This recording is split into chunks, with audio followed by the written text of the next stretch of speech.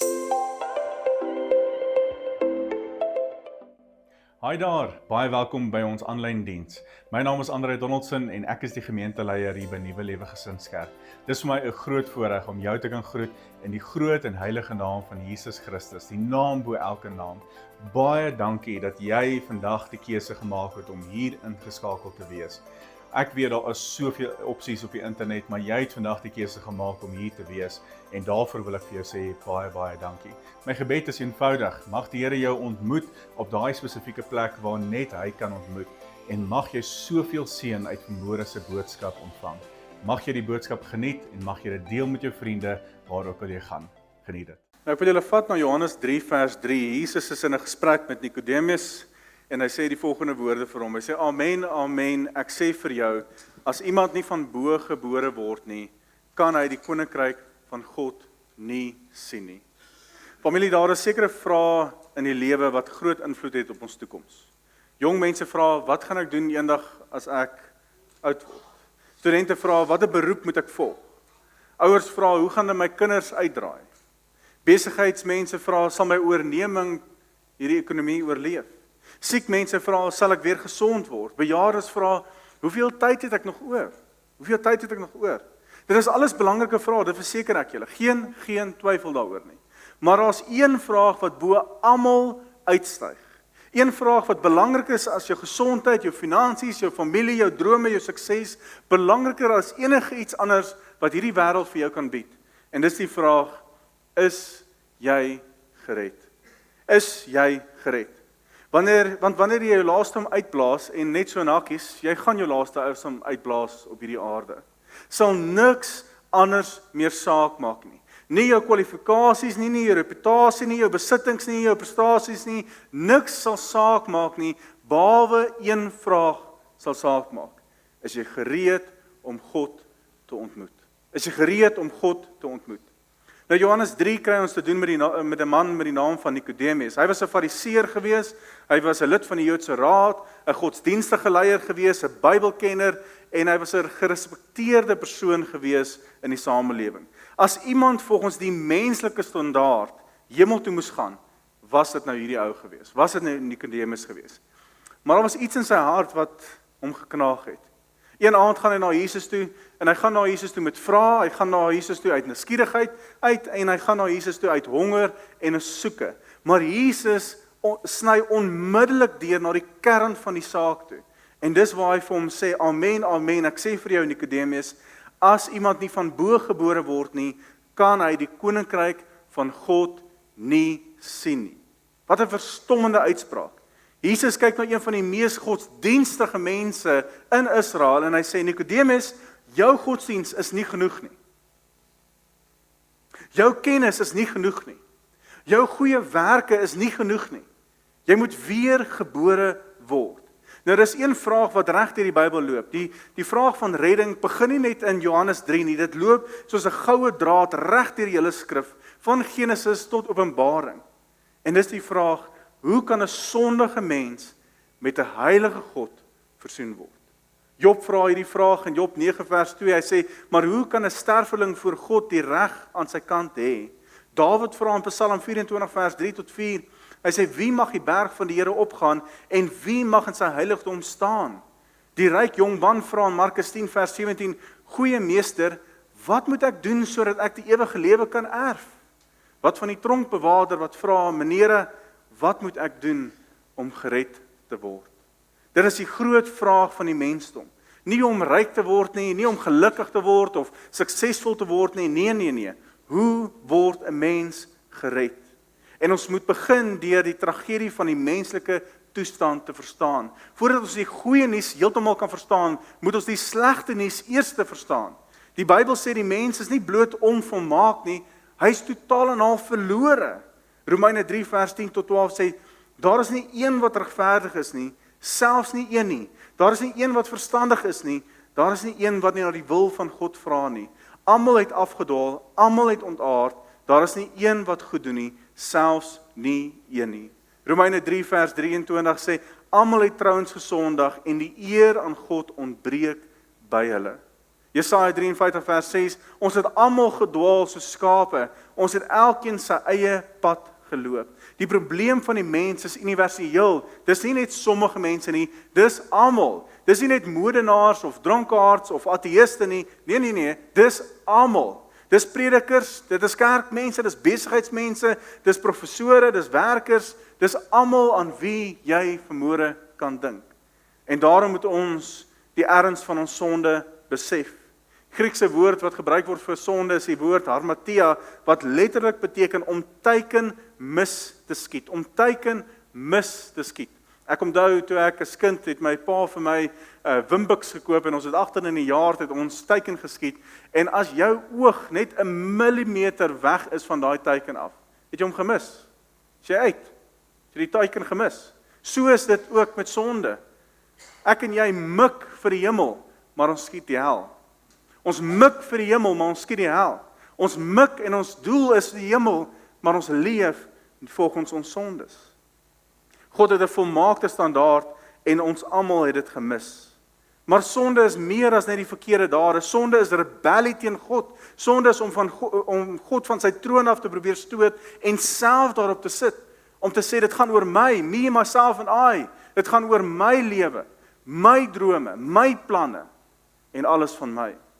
1 Johannes 3 vers 4 sê elkeen wat sonde doen beoefen ook wetteloosheid, want sonde is wetteloosheid.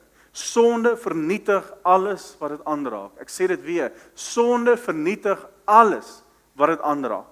Dit vernietig huwelike, dit vernietig gesinne, getuienisse, gemeenskappe, nasies, dit vernietig alles. Maar die grootste tragedie van sonde is dat dit die mens van God skei. Jesaja 59 vers 2 in die 2020 vertaling sê, dit is julle oortredings wat skeiding gebring het tussen julle en julle God. Dit is julle sondes wat maak dat hy hom nie aan julle steur nie en nie na julle wil luister nie. Hier is die kern van die probleem. Toe Adam gesondig het, wat het hy gedoen? Kan julle onthou? Hy het weggekruip. Toe sonde inkom, het intimiteit verdwyn. Toe sonde inbeweeg, het vrede verdwyn. Toe sonde na vore kom, het gemeenskap met God verbreek. Die Hebreëse begrip hier dui op 'n skeidingsmuur, 'n kloof, 'n verwydering. Dis hoekom mense vandag leeg voel, want hulle voel leeg sonder die Here. Dis waarom mense rusteloos is. Dis waarom mense oral soek na vervulling. 'n Vervulling wat net God kan gee. Augustinus het geskryf, ons harte is rusteloos totdat hulle rus vind in U. Ons harte is rusteloos totdat hulle rus vind in U. Daar is 'n geestelike dood wat plaasgevind het.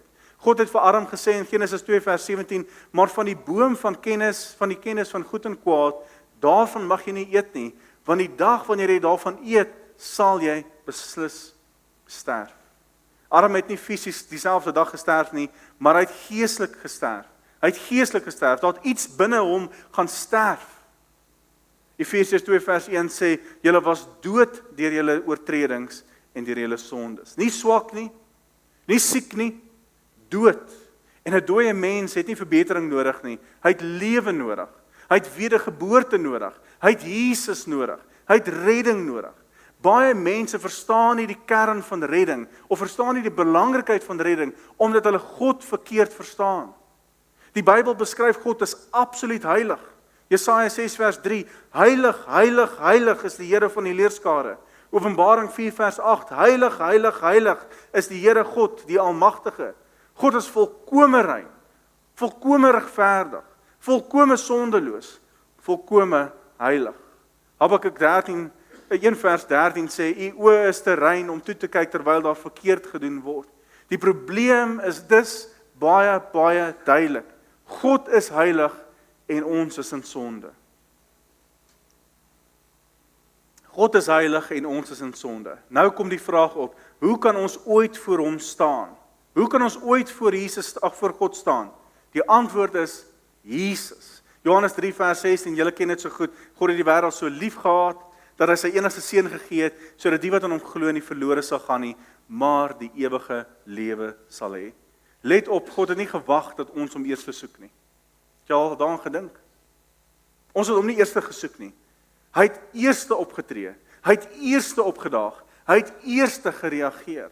Romeine 5 vers 8 sê, maar God bewys sy liefde vir ons juis hierin, dat Christus vir ons gesterf het, toe ons nog sondaars was.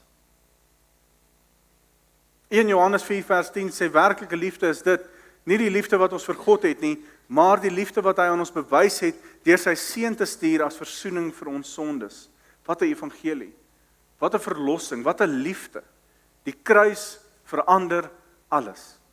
Jesaja profeteer in Jesaja 53 vers 5, hy sê, hy is egter deurboor oor ons oortredings, verbrysel oor ons sonskuld. Die straf wat ons vrede bewerk, was op hom, en deur sy wonde is daar vir ons genesing. Jesus het nie gesterf omdat hy skuldig was nie, hy het gesterf omdat ons skuldig was. 2 Korintiërs 5 vers 21, Christus was sonder sonde, maar God het hom in ons plek as sondaar behandel, sodat ons, deur ons eenheid met Christus, deur God vrygespreek kan word. 1 Petrus 3 vers 18, ook Christus het eenmaal vir sonde gelei, die onskuldige vir die skuldiges, om julle na God te bring. Dit was die hele doel gewees. Aan die kruis het Jesus my en jou plek ingeneem. Hy het ons skuld gedra. Hy het ons oordeel gedra. Hy het ons straf op hom geneem, sodat ek en jy lewe kan hê. En daarom is die roep vanmôre, julle moet weer gebore word. Dis wat Jesus roep vanmôre vir my en vir jou. Jesus sê duidelik in Johannes 3 vers 7, hy sê, moenie verbaas wees dat ek vir jou gesê het nie, julle moet opnuut gebore word. Die Griekse woord wat Jesus hier gebruik is die woord anoden, wat beteken van bo. Wedergeboorte is nie 'n selfverbetering nie. Dis nie godsdiens nie. Dis nie kerkbywoning nie. Dis 'n bo-natuurlike werk van die Heilige Gees binne in my en jou lewe. Dis wat hy hier binne in ons kom doen, wat na buite vloei. 2 Korintiërs 5 vers 17, daarom as iemand in Christus is hy 'n nuwe skepping. Die ou ding het verbygegaan, kyk, hulle het nuut geword. Esegiel 36 vers 26, ek sal vir hulle 'n nuwe hart gee, 'n nuwe gees sal ek in hulle binneste gee. Ek sal die hart van klip uit hulle liggame verwyder en vir julle 'n hart van vlees gee. Bekering is uiters noodsaaklik in my en jou lewe. Ons kan nie die Here dien sonder om werklik tot bekering te kom nie. Jy kan 'n goeie lewe leef. Jy kan die goeie dinge doen in die wêreld. Jy kan vir armes kos gee, jy kan in bediening wees, jy kan alles doen, maar as jou saak nie reg is met God nie, is jy op pad hel toe. Ek kan nie doekies omdraai met julle rondom dit nie. Dit is die realiteit van vandag. As jy nie tot bekering gekom het nie, as jy nog nie op daai punt gekom het waar jy jou lewe oorgegee het aan die Here Jesus Christus nie, is jy op pad hel toe. Geen twyfel daaraan nie. Die Griekse woord vir bekering is die woord metanoia, wat beteken 'n verandering van denke wat lei tot 'n verandering van rigting. In Jesus se eerste preke verklaar hy dit. Hy sê in Markus 1 vers 15, die tyd het aangebreek en die koninkryk van God het naby gekom. Bekeer julle en glo die evangelie. Lukas 13 vers 3, nee, ek sê vir julle, maar as julle nie bekeer nie, sal julle net soos hulle ook almal omkom. Handelinge 3 vers 19 sê, daarom bekeer julle en kom tot inkeer, dan sal God julle sondes uitwis. Handelinge 17 vers 30 tot 31, God het die tye van onkunde oorgesien, maar nou roep hy alle mense oral op om hulle te bekeer, want hy die dag bepaal waarop hy die wêreld in regverdigheid gaan oordeel deur 'n man wat hy daarvoor aangewys het, en hy het dit aan almal bevestig deur hom uit die dood uit op te laat staan. Bekering is nie opsioneel nie, dit is noodsaaklik. Dis noodsaaklik. In Matteus 7 maak Jesus een van die mees ernstigste uitsprake in die hele Bybel. Matteus 7 vers 13 tot 14, julle ken dit, ek het nou die dag daaroor gepraat. Hy sê, gaan deur die nou poort in, die poort wat na die verderf lei, is wyd en die pad daarin breed. En die wat daardeur ingaan is baie, maar die poort wat na die lewe lei, is nou en die pad daarin smal, en die wat dit kry, is min. Jesus sê eenvoudig dat baie mense is op pad hel toe. Baie mense is op pad hel toe, sonder dat hulle weet. Baie mense is op hierdie pad van verderf. Let op die kontras, hy sê 2 poorte, 2 paaie, 2 groepe mense, 2 bestemmings, nie 3 nie, nie 10 nie, 2. Die breë weg is gewild, dis maklik, dis die wêreld stap daarop, maar dit eindig in die verderf. Die smal pad weg is moeiliker, dit vra bekering, dit vra geloof, dit vra oorgawe, en dit eindig in die ewige lewe. Elke persoon wat in hierdie gebou vanmôre sit, is op een van hierdie paaie. Jy is nie op 'n 3de pad nie, jy is nie op 'n 4de pad nie, Jy's of op die breë pad of jy's op die smal pad. Die vraag is, watter pad is jy? Op watter pad is jy? En daarom moet ons besef die realiteit van hel vermoere. Ons leef in 'n tyd wat as die oomblik as jy praat oor hel, dan raak mense totaal en al ongemaklik. Maar Jesus het meer oor die hel verwys en gepraat as oor enigiemand anders in die Bybel. Hy het meer daarna verwys as enigiemand anders in die Bybel. Hy beskryf die hel as die ewige vuur, Matteus 25 vers 41. Matteus 8 vers 12 sê, die diepste duisternis daar buite, waar hulle sal huil en op hulle tande sal kners. Markus 9 vers 48, waar die wurms in hulle nie doodgaan en die vuur nie geblus word nie. Openbaring 20 vers 15, en as gevind is, dat iemand nie in die boekrol van die lewe opgeteken is nie, is hy in die vuurpoel gegooi. Die hel is nie 'n mite nie. Dis nie 'n simboliek nie, dis nie 'n menslike uitvinding nie, dis nie 'n bangmaak storie nie, dis die werklikheid wat Jesus ons wil vanaf red. Werklikheid. Maar dank God, die evangelie eindig nie by die oordeel nie, eindig nie by die hel nie, dit eindig by hoop. Jesus sê in Johannes 14 vers 2, in die huis van my Vader is daar baie woonplek. As dit nie so was nie, sou ek nie vir julle gesê het, ek gaan hom vir julle plek gereed te maak nie. Jesus wil hê, jy moet by hom wees. Hy wil hê, jy moet die ewige lewe beerwe. Hy wil hê, jy moet op die smal pad leef. Openbaring 21 vers 4 sê, hy sal al die trane van hulle oë afdroog, en die dood sal daar nie meer wees nie. Ook leed, smart en pyn sal daar nie meer wees nie. Die dinge van vroeër het verbygegaan. Geen dood meer nie, geen pyn, geen sonde, geen siekte, geen afskeid nie, net die heerlikheid van God vir ewig. Psalm 16 vers 11 sê, U wys my die pad van die lewe, oorvloedige vreugde in die teenwoordigheid, lieflikhede in die regterhand vir altyd. So die vraag vanmôre, wat moet ek doen om gered te word? Wat moet ek doen om gered te word? Toe die tronkbewaarder besef hy's verlore, het hy gevra, meneere, wat moet ek doen om gered te word? Handelinge 16 vers 30. En die antwoord was eenvoudig in vers 31. Glo in die Here Jesus en jy sal gered word, jy en jou hele huisgesin. Romeine 10 vers 9, as jy met jou mond bely dat Jesus die Here is en jou hart glo dat God hom uit die dood opgewek het, sal jy gered word. Romeine 10 vers 13, want elkeen wat die naam van die Here aanroep, sal verlos word. Sal verlos word. So die groot vraag vanmôre. Miskien was jy al gedoop. Miskien gaan jy al jare kerk toe, miskien ken jy Bybelverse uit jou kop uit. Miskien dien jy selfs in die kerk. Miskien is jy regtig 'n goeie mens wat goed doen. Of vir jou sê Nikodemus was ook so 'n goeie mens geweest. Hy het ook goed gedoen. Hy het ook Bybelverse geken. Hy het ook jare kerk toe gegaan. Hy het ook gedien. Hy het ook was ook al deur alles gewees in sy lewe. Hy was 'n goeie mens geweest. Maar Jesus sê juis vir hom, hy sê jy moet weer gebore word. Jy moet weer gebore word. Daarom vra ek jou vanmôre nie, is jy godsdienstig, is jy goed, het jy 'n goeie lewe nie, is jy gerespekteer, is jy suksesvol nie. Ek vra vir jou een vraag vanmôre. Is jy gered? Is jy gered? Het jy al jouself bekeer? Het jy al jou vertroue in Christus geplaas? Is jou sonde vergewe? Ken jy Jesus persoonlik? Want daar kom 'n dag wat ek en jy voor hom gaan staan en dan kan ons nie met verskonings opkom nie. Maar Here, ek was te besig geweest. Ek het gedink om volgende Sondag reg te maak. Ek het gedink om môre reg te maak. Môre is nie gewaarborg nie. Maar vandag is die geleentheid om reg te maak. Vandag is 'n geleentheid om reg te maak. Daar kom 'n dag wanneer ek en jy gaan ophou asemhaal in hierdie lewe en die ewigheid binne gaan. Die vraag is, watter ewigheid gaan ons ingaan? Watter ewigheid gaan ons ingaan? En op daardie dag sal die grootste vraag aan my en jou wees, nie hoeveel geld ons gehad het, hoeveel mense ons gehelp het, hoeveel mense ons geken het nie, hoeveel sukses ons behaal het nie. Die vraag wat werklik saak gaan maak is jy gered? Is jy gered? Mag ek jou vra vanmôre regtig van hart tot hart. Ek wil elkeen vanmôre in hierdie gebou vra. Dalk ken jy die Here Jesus. Ons almal ken. Ons almal weet van hom. Het jy 'n persoonlike verhouding met die Here Jesus Christus? Het jy die absolute sekerheid dat jou sonde is vergewe en dat jy op pad hemel toe is? Het jy daai absolute sekerheid dat jou verhouding met God reg is? Want jy kan daai sekerheid hê. Die duiwel kom baie keer in my en jou lewe en hy sê, nee, jy kan nie daai sekerheid hê nie. Jy kan nie daai sekerheid hê nie. Jy's maar 'n sondaar, jy gaan kort foute maak. Nee. Jesus sê vir ons reg deur die Bybel, hy sê jy kan daai sekerheid hê. Ons kan daai sekerheid hê. So my vraag vanmôre aan jou is jy gered? Het jy daai absolute sekerheid dat jou saak reg is met die Here Jesus Christus?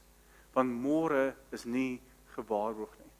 Hoeveel kere toe ek jonger was, het ek gedink, ag nee, wat, ek gaan volgende Sondag sal ek regmaak. Ek sal volgende dag sal ek regmaak. Ek sal by die Here uitkom wanneer my dag nie so besig is nie. Familie, ons almal se dae is besig. Maak nie saak waar jy jouself bevind nie. Maak nie saak of jy afgetree is of as jy werk of waar ook al nie. Almal se dae is besig. Maar as ons nie gaan tyd maak vir God nie, as ons nie gaan tyd maak vir die belangrike goed nie, gaan ons op die wye pad loop. Gaan ons op die pad van verderf loop. En gaan ons op die einde van die dag gaan ons in die hel wakker word. So kom ons sit net so en dan sluit ons so. Ek wil eerstens vir jou geleentheid gee. Ek weet ek het 'n magtom skrif gedeel vanmôre. Ek het 'n magtom inligting gedeel vanmôre. Maar ek wil vir jou die geleentheid gee om reg te maak met die Here. Ons sien al die dinge gebeur in die wêreld en ons sien dat die koms van die Here is naby. En die Bybel sê niemand weet wanneer daardie dag en tyd sal wees nie. Dit sal soos 'n dief in die nag wees. My vraag aan jou vanmôre is, het jy daai sekerheid dat jy reg is? Het jy daai sekerheid dat jou sonde vergewe is, dat jy 'n kind van God is? En dat jy op pad hemel toe is. Want Jesus sê jy kan daardie sekerheid hê. So ek wil hê vanmôre terwyl al die oë gesluit is, niemand kyk rond nie. Ons is 'n lekker intieme groepie vanmôre. As jy nie daai sekerheid het nie, wil jy nie net jou hand opsteek nie. Baie dankie. Baie dankie. Baie dankie. Ons Vader, ons kom vanmôre in die wonderlike naam van Jesus na U toe. Here, nadat ons U woord gehoor het en besef ons opnuut dat daar geen belangrike vraag in hierdie wêreld is, in hierdie lewe is, as die vraag, is ek gered? Is ek gered?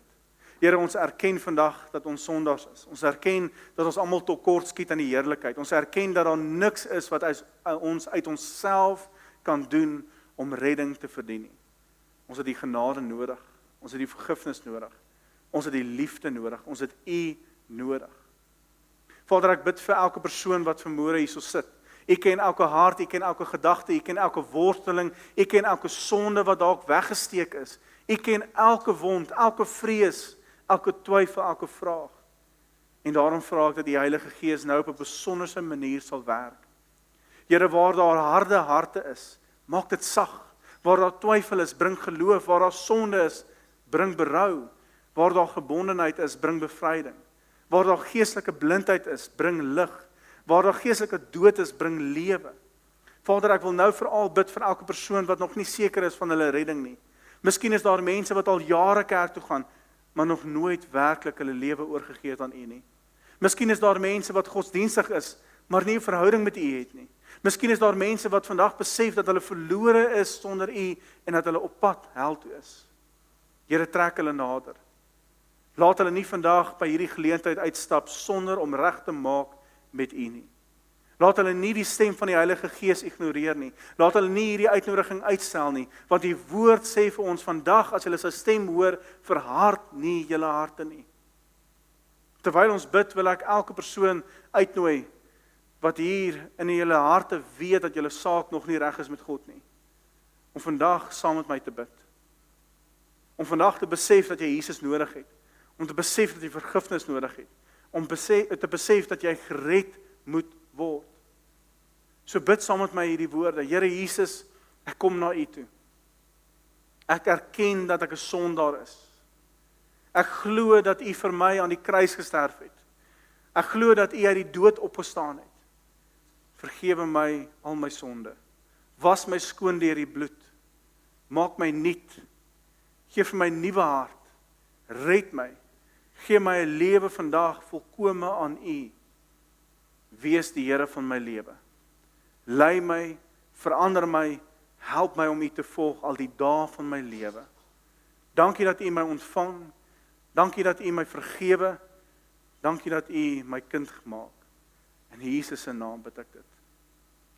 Vader, ek bid nou vir elke persoon wat hierdie gebed opreg gebid het. Bevestig hulle in U liefde. Vul hulle met U Heilige Gees. Gee aan hulle die sekerheid van redding. Help hulle om te groei in geloof. Gee hulle aan hulle 'n honger vir U woord, 'n liefde vir gebed, 'n begeerte om te dien. En Vader, saam met dit bid ons ook vir beskerming, want U woord sê vir ons baie duidelik dat ons 'n vyand het, 'n vyand wat steel, slag en verwoes, 'n vyand wat leuns versprei, 'n vyand wat mense wil laat twyfel, 'n vyand wat mense wil laat sê dat hulle nie goed genoeg is nie, en dat hulle nie vergewe kan word nie, en dat hulle nie gered kan word nie. Maar vandag verklaar ons in die waarheid van U woord, ons verklaar dat Jesus Christus die oorwinnaar is. Ons verklaar dat U die kruis genoeg was. Ons verklaar dat die bloed van Jesus sterker as enige aanklag van die vyand. Ons verklaar dat daar geen veroordeling is vir die wat in Christus Jesus is nie. Vader, beskerm U kinders teen elke aanval van die bose. Beskerm hulle gedagtes, hulle harte, hulle huwelike, hulle kinders, hulle getuienisse. Beskerm alles van hulle. Wanneer die vyand kom met leuns, laat hulle U waarheid hoor. Wanneer die vyand kom met versoeking, gee aan hulle die krag om staande te bly. Wanneer die vyand kom met ontmoediging, herinner hulle aan U beloftes. Wanneer die vyand kom met vrees, vul hulle met geloof. Wanneer die vyand kom met beskuldigings, herinner hulle dat hulle deur die bloed van Jesus gekoop is. Here, trek elke persoon nader aan U, bewaar ons op die smal pad en help ons om getrou te bly totdat ons eendag van aangesig tot aangesig voor U staan. En dan, Here, mag ons die woorde hoor, mooi so, goeie en getroue dienskneg. Mooi so, goeie en getroue dienskneg. Ons gee aan U al die eer, aan U al die lof en al die aanbidding. In die magtige naam, die groot en heilige naam van die Here Jesus Christus bid ons dit alles. En almal sê saam met my, amen. Nou ja, baie dankie dat jy ingeskakel gewees het. Dankie dat jy na die boodskap geluister het of gekyk het. Mag jy dit met iemand spesiaals deel en mag jy 'n fantastiese lekker dag en lekker week hê. Die Here seën jou en ons gesels weer volgende week, selfde tyd, selfde plek. Totsiens julle.